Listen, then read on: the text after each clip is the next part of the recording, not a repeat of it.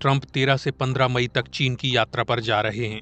करीब एक दशक के बाद ये किसी अमेरिकी राष्ट्रपति की पहली चीन यात्रा होगी। ये अमेरिका और चीन के नाजुक व्यापार समझौते की एक अहम परीक्षा भी है।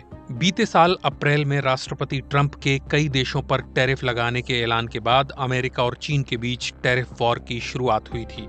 इस दौरान दोनों ने एक दूसरे पर 100% से ज्यादा टैरिफ तक लगाए। ट्रंप और शी जिनपिंग की दक्षिण कोरिया में अक्टूबर में आमने सामने हुई आखिरी मुलाकात के बाद टैरिफ पर रोक लगा दी गई, लेकिन दोनों पक्षों की ओर से चेतावनियां जारी रहीं।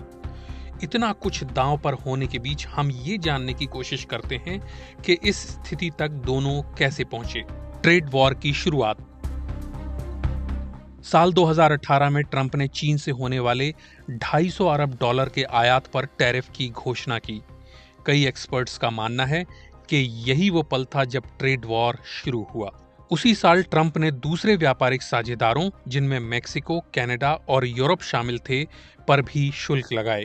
ट्रंप ने शुल्क लगाने के पीछे तर्क दिया कि ये देश अमेरिका का फायदा उठा रहे थे। जॉर्जटाउन विश्वविद्यालय में पॉलिसी रिसर्चर निंग लेंग के मुताबिक अमेरिकी राष्ट्रपति ट्रंप का ये कदम चीन के लिए झटका था।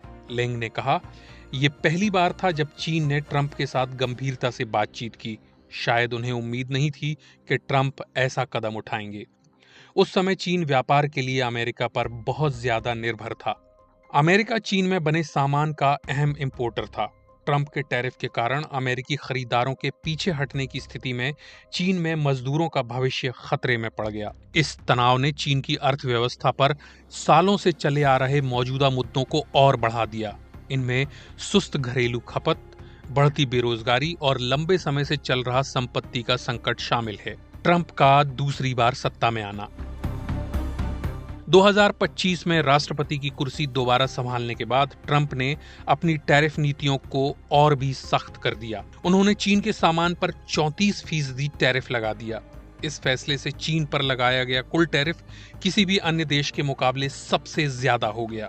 इस टैरिफ ने चीन के व्यवसायों को बुरी तरह प्रभावित किया और गोदामों में माल का ढेर लग गया। वहीं अमेरिकी कंपनियां वैकल्पिक आपूर्ति खोजने में जुट गईं। चीन ने तुरंत जवाबी कार्रवाई की और अमेरिकी कृषि उत्पादों पर शुल्क लगाना शुरू कर दिया। इससे अमेरिकी किसानों को भारी नुकसान हुआ। ये किसान ट्रंप के प्रमुख मतदाताओं में से एक हैं। ट्रंप ने देशों को अमेरिका के साथ डील करने के लिए मजबूर करने के वास्ते टैरिफ का इस्तेमाल किया, लेकिन वे उन प्रमुख व्यवसायों को जोखिम में नहीं डाल सकते थे जो चीन के कच्चे माल पर निर्भर हैं। इसीलिए अब डील का समय आ गया था। अक्टूबर में ट्रंप और शी के बीच हुई बैठक चीन के एक्सपोर्ट कंट्रोल को निलंबित करने के साथ खत्म हुई। ये ट्रंप के लिए एक तरह से जीत थी। पिछले साल टैरिफ पर समझौता हो जाने के बावजूद विवाद का स्थायी समाधान अब तक नहीं हो पाया है। तेंग ने कहा कि मैन्युफैक्चरिंग सेक्टर में चीन के भारी निवेश का मतलब है कि घरेलू खर्च में कमी के कारण उसके व्यवसायों के पास